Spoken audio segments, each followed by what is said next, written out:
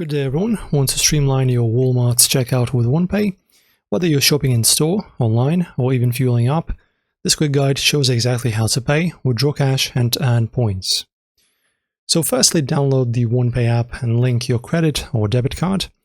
When shopping online at walmart.com or on the app, choose OnePay Wallet at checkout.